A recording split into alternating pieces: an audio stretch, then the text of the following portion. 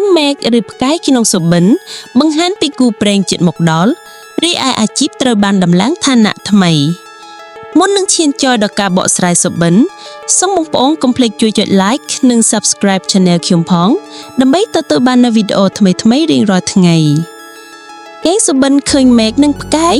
យោងទៅតាមជំនឿគេតាក់ទងនឹងគូព្រេងដែលជិតមកដល់ចំពោះមនោមនៅលាវចំណែករឿងកិច្ចការងារនៃអាជីពប្រចាំថ្ងៃកំពុងត្រូវបានចៅហ្វាយនាយសម្លឹងឃើញចង់ដំឡើងតំណែងក្នុងតួនាទីថ្មីសុបិនឃើញមេឃភ្លឺច្បាស់ជាក្តីសុបិនមួយដែលបានឡើងតំណែងក្នុងការងារហើយអាជីពដើរទៅមុខដោយរលូននិងមានអ្នកតាមជួយជ្រោមជ្រែងទំនប់បំរុងជានិច្ចចំណែកគូស្នេហ៍ដែលរៀបការអាចនឹងមានសមាជិកថ្មីចូលមករស់នៅជាកូនចៅដែលនាំសុខសប្បាយដល់អ្នកសុបិនឃើញមេឃងងឹតមានន័យថាអ្នកនឹងទទួលបានដំណឹងល្អពីអ្នកដែលនៅឆ្ងាយឬពីសមាជិកដែលបែកគ្នាមកជាយូរហើយសុបិនឃើញផ្ទៃមេឃក្រហមខ្លាំងមានន័យថាអ្នកអាចត្រូវបានដំឡើងឋានៈក្នុងតួនាទីការងារណាមួយហើយអាជីពនឹងកាន់តែមានស្ថិរភាពទៅមុខឥតឈប់ឈរ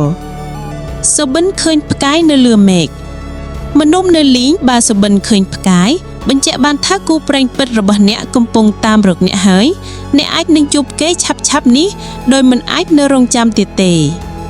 អត្ថបទគ្រូនប់អរគុណបងប្អូនទាំងអស់គ្នាសម្រាប់ការទស្សនា